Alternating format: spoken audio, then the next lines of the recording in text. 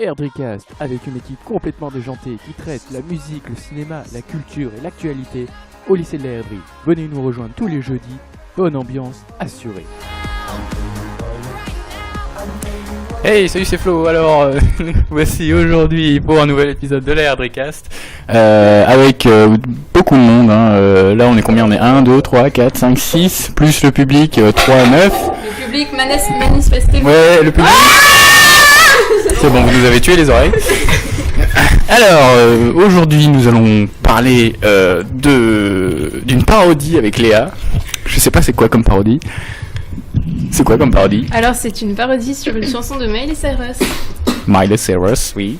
Qui a été réalisée par Steve Cardinal, un YouTuber assez connu maintenant. et en fait, il a parodié ça sur Chatroulette. C'est le site de chat ah oui, vidéo, oui, je me rappelle. Inconnus. Voilà, et donc il répète le clip un peu à sa façon. Donc à un moment, Miley Cyrus, je sais pas si t'as vu le clip, mais elle est nue sur oui. une boule. Sur une boule, oui. Voilà. Et lui, il a reproduit ça, mais bon, devant des inconnus, en face de son ordinateur. Et c'était assez drôle. D'accord. Je dois avouer que c'est assez drôle. D'accord, ok. Non, excusez-moi. Oui, donc alors, pour résumer, il y a un mec qui faisait des parodies sur YouTube. Non, c'est une parodie, c'est ça? Ouais, non, c'est plus une blague qu'une parodie. Enfin, Bah, pas vraiment une blague, mais tu sais, il a repris la chanson et il a monté des différentes scènes avec les gens qui réagissent parce qu'on voit la réaction des gens. Et ouais. Puis, c'est drôle. En fait, il se travestit un peu pour ça. Oui, il se travestit, mais il garde sa barbe et sa moustache. Donc, ah oui. C'est marrant. Ah, c'est marrant. D'accord. Alors, qu'est-ce qu'on a là? Louise, tu voulais parler? Je sais plus. Ah oui, ta chronique, c'était sur un enfant. Français ou étranger? Tu aimes les enfants? Un enfant américain. Américain. Qui a 13 ans. Il a 13 ans, il a fait un stand-up devant une salle assez grande. Et pour parler de son éducation, parce que en effet, ses parents l'ont enlevé de l'école au milieu de son cursus et pour lui apprendre des choses totalement différentes et lui apprendre une façon de vivre totalement différente.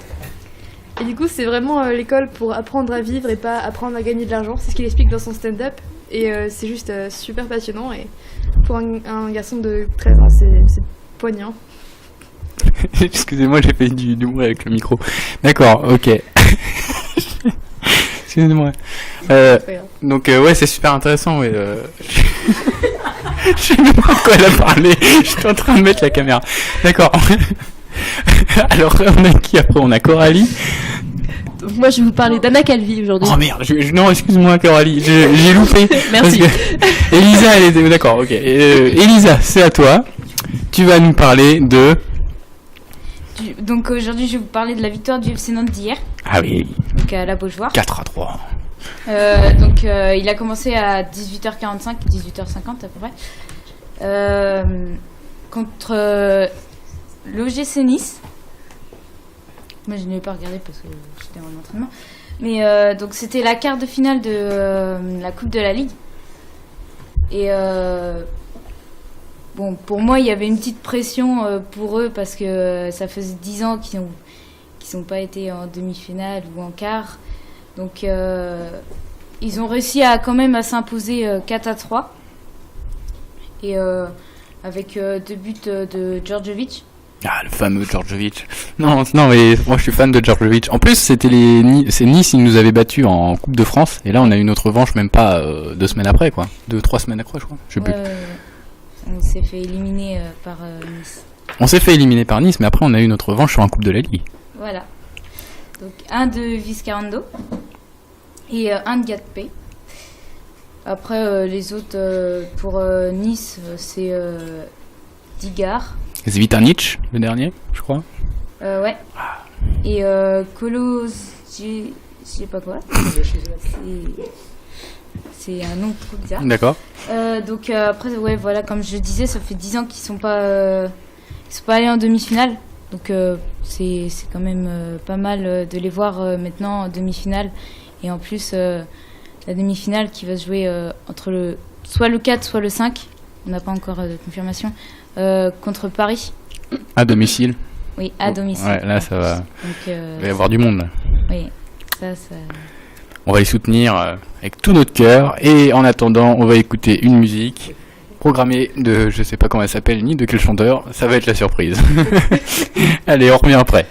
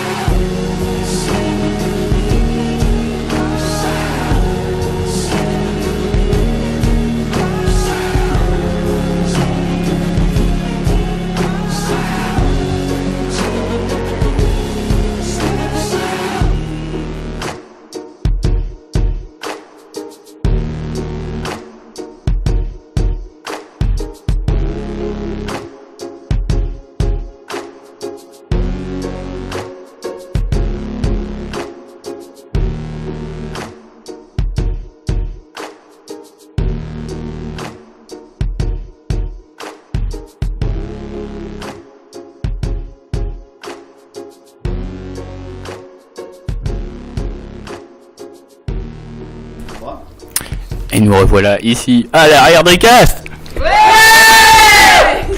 Magnifique. Et donc, ouais, non, mais j'ai lu un truc, c'est trop fort. Je vous pose là, peut-être tu regardes pas. Je vous pose la question, qu'est-ce que c'est que l'hippopotomonstrosé-équipédaliophobie? La peur des monstres? Non. La peur des hippopotames qui tombent sur toi pendant la nuit. Non, en fait. Non, en fait, c'est la peur des mots trop longs. Comme anticonstitutionnellement. Ouais, voilà. Bah, le mec, tu lui dis ça, il. Voilà. Ou comme les exactement. mots qu'on peut mettre dans une disserte de philo ou un truc comme ça. Ah ouais, non, mais il y a des trucs, franchement.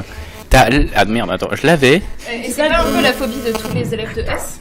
Oh, c'est méchant, c'est très méchant. Non, non, il y a une phobie qui est aussi assez surprenante, c'est l'apoptadiophilatophobie. C'est la peur d'être constipé. Non mais le mec, il s'est dit, il était chez lui, il fait, oh, j'ai la peur d'être constipé. Monsieur, j'ai de l'apoptadiophobie. Non mais c'est n'importe quoi, il y a des phobies, franchement, qui existent même pas. Les gens, ils inventent des trucs. C'est une phobie aussi. J'ai une phobie assez intéressante, c'est la peur d'écouter des chansons et de pas savoir le nom des chansons après. Ouais. Ah ouais, c'est une maladie. Non, c'est pas une maladie ça. Quand t'essayes de dire le nom de la chanson. Non, ça c'est un oubli, c'est un oubli. Donc alors, nous allons passer à la chronique de Coralie, qui est Anna Calvi. Calvi. Voilà, Calvi. Je dis tout maintenant là tout de suite. Ouais, d'accord. Oui, non. Je sais pas. Donc c'est une musicienne et chanteuse anglaise d'origine italienne qui a grandi en fait dans une famille de musiciens, donc elle a été initiée très tôt à diverses sortes de musique. Donc par exemple au rock de Jimi Hendrix, au blues de Captain Beefheart. Je répète. Captain Beefsteak. Donc à la base c'est une violoniste et guitariste. Et elle va commencer le chant qu'à l'âge de 20 ans, donc ça fait à peu près moins de 10 ans je crois qu'elle a commencé le chant. Donc ses plus grosses influences restent quand même Patti Smith et Kate Bush, s'il y en a qui connaissent.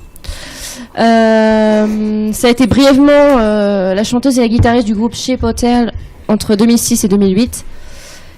Donc elle dit dans ses interviews avoir appris la guitare avec les disques de Jimi Hendrix et après à chanter en écoutant du Edith Piaf et du Maria Callas. Donc Maria Callas c'est une chanteuse d'opéra. Ah, ça ressemble à Maria Carré la moitié. C'est pas trop les mêmes, comment dire, Le même référence. style musical et niveau musical aussi, on va dire, c'est bon. Ouais, Maria Carré, elle chante bien. Hein. Oui, mais comparé à playback, elle Maria chante bien, Callas, hein. ça peut retourner se coucher, je pense, Maria Callas. Bah oui, c'est vrai que c'est de l'opéra, c'est de la voix forte. Hein. Donc elle a sorti son premier album éponyme en janvier 2011, donc son dernier album est sorti en octobre 2013. Donc la chanson que j'ai mise, c'est pas une de son dernier album parce que je l'ai écoutée, parce que normalement j'aurais dû faire une chronique dessus, mais je l'ai trouvé un peu ennuyeux sur les bords, donc je dis non, je vais mettre une de l'ancien album. Donc voilà. Ouais, c'est vrai qu'il y a des albums des fois qui sont un peu... Bah, c'est pas que c'est un mauvais album, mais c'est que je le trouvais moins... En fait, c'est le genre, tu vois qui c'est, Norah Jones? C'est du genre très très doux et tout. Ouais, mais c'est sauf bien que ça. des fois, ouais, mais sauf que sur son premier album, ça variait un peu plus, tu vois. Alors que là, c'est tout plat. Et tout plat. Ouais, tout plat. Donc j'ai pas trop accroché, ça décolle jamais, t'as l'impression d'écouter la même chanson pendant 1 heure, quoi, donc voilà. D'accord, ouais, bah c'était très intéressant et j'ai tout écouté cette fois. Merci Florian. J'avais écouté aussi pour Louise, c'est juste... C'était très très intéressant. Comment il s'appelle l'enfant? Je sais qu'il a 13 ans. Bob. Je sais qu'il a 13 ans, mais à part ça. Alors, nous allons passer à la dernière chronique. À moins qu'il y ait une musique avant, on ne sait pas. Si, on passe à la dernière chronique. Bah, ça va être son premier single qu'elle a sorti, donc First We Kiss. Ok, bon, il n'y aura pas de chronique, il y aura juste la musique. On Voilà. envoie.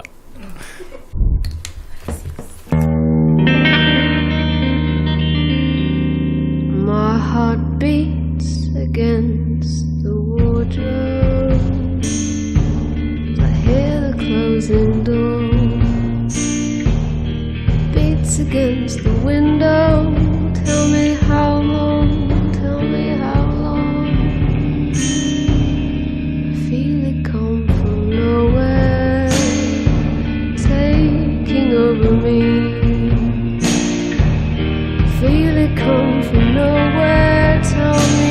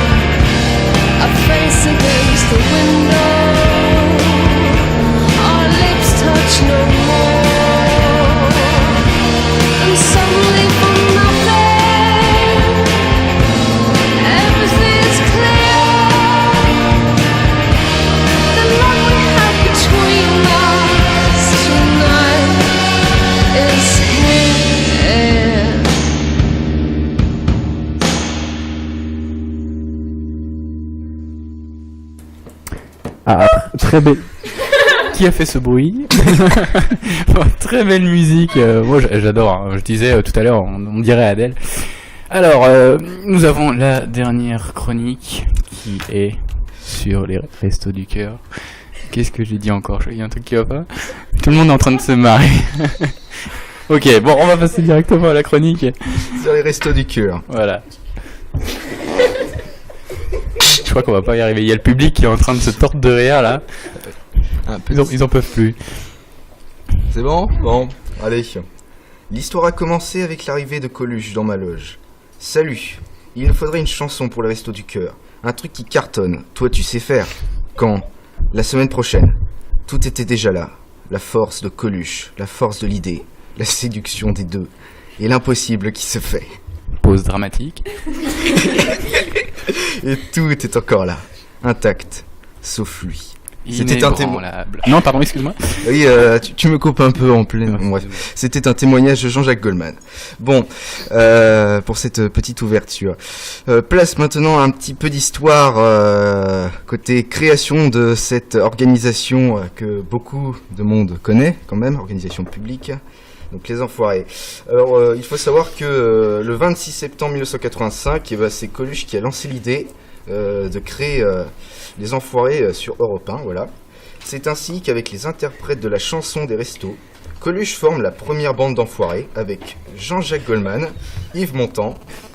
Oui, peut-être que le mot Enfoiré peut faire rire, je sais pas, mais bon, ça a l'air de faire rire côté public.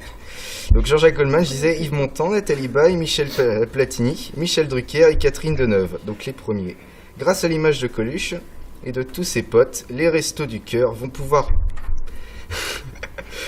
avoir le soutien des médias et ainsi se faire connaître d'un très large public. La disparition de ce clown au grand cœur ne va pas démoraliser les troupes.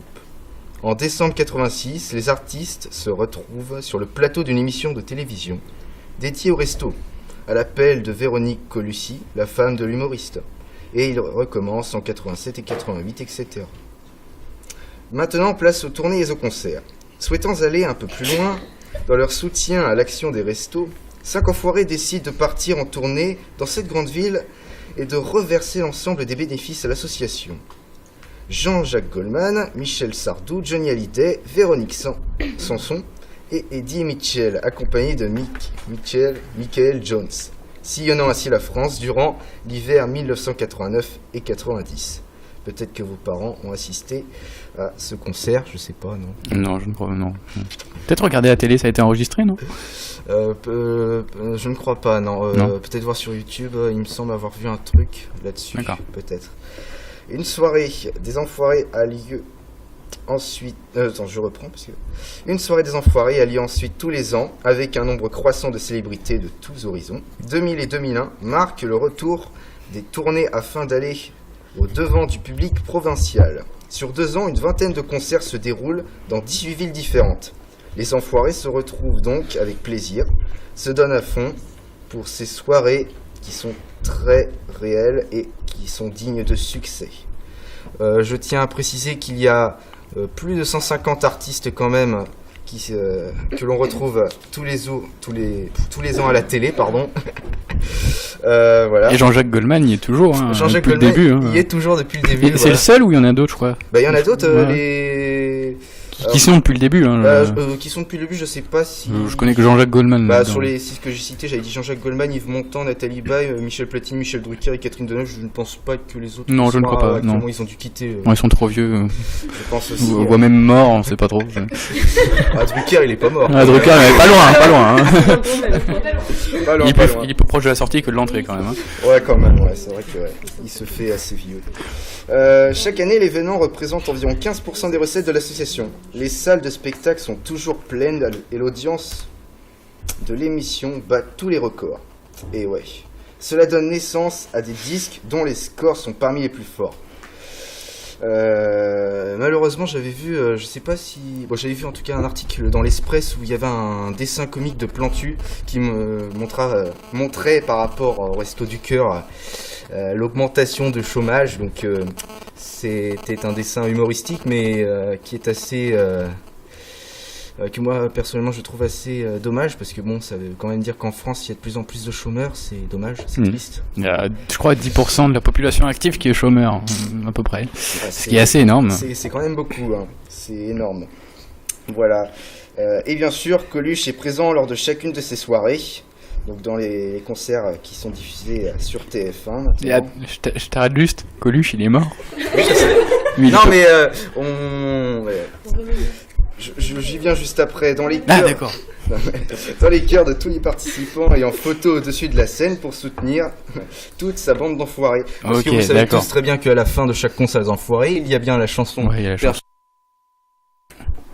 Voilà, petite coupure mais c'est pas grave. Il y a bien la chanson perpétuelle quand même de Coluche. Aujourd'hui, on n'a plus le droit. Enfin, c'est ça quoi. Aujourd'hui, oui, voilà, c'est ça. On n'a plus le droit. C'est ça. Non. Non.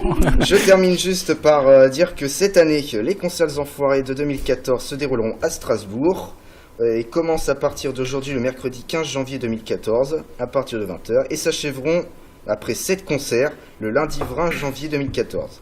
Pour plus de renseignements, allez sur www.enfoiré.com. Et puis la diffusion, pour ceux qui n'assisteront pas aux 7 concerts prévus en France, se fera le 7 mars, vendredi 7 mars, sur TF1. Voilà. Ah ben merci beaucoup. Il me semble que tu voulais présenter une musique que t'aimais bien.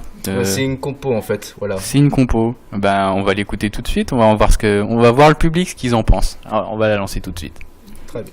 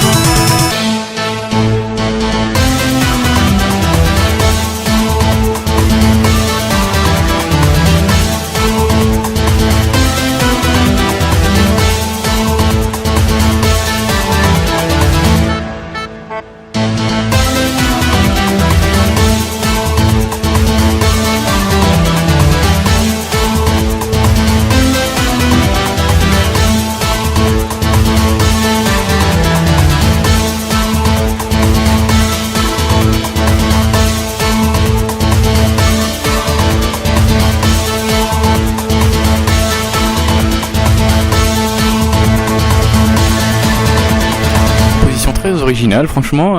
Non, franchement, t'as fait du beau boulot. Hein. Ça dure combien de temps 2 minutes 30 à peu près 3 minutes. Ouais, 3 minutes. Ouais. Ah, c'était super intéressant. Alors, le public, vous en pensez quoi? Alors, le public, il y a la moitié qui est partie entre temps. Lui, il a pas entendu, tout va bien. T'as pas entendu? Non, personne n'a entendu. Bon, tout va bien. Ils ont pas d'oreilles, je sais pas ce qu'ils ont. Alors, on parle de quoi maintenant? Je crois que. Ah bah là, il y a Adeline qui est revenue. Est-ce que t'avais écouté la musique ou pas? La musique qu'on a passée là tout à l'heure, est-ce que... Non, tu l'as pas écouté? Bon, bah... Les chroniqueurs, ouais, voilà, les chroniqueurs, vous en avez pensé quoi? Bah, c'est bien fait, mais moi j'aime pas du tout ce genre de musique, donc moi c'est pas passé. Ouais. La nuance, c'est quoi les nuances? Non, mais c'est vrai. Non, mais sinon, ouais, c'était intéressant, mais c'est marrant, ça m'a fait penser à Popcorn de Crazy Frog. Crazy Frog. Popcorn de Crazy Frog. Ouais. Ouais, là le. Ouais, ouais. Ah ouais.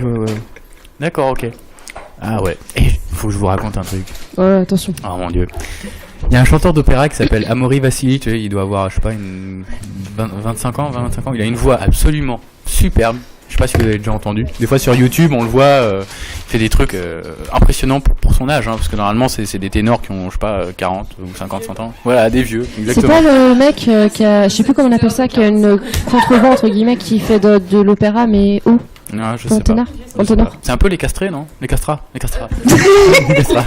Contre-ténor, d'accord. Ouais, voilà.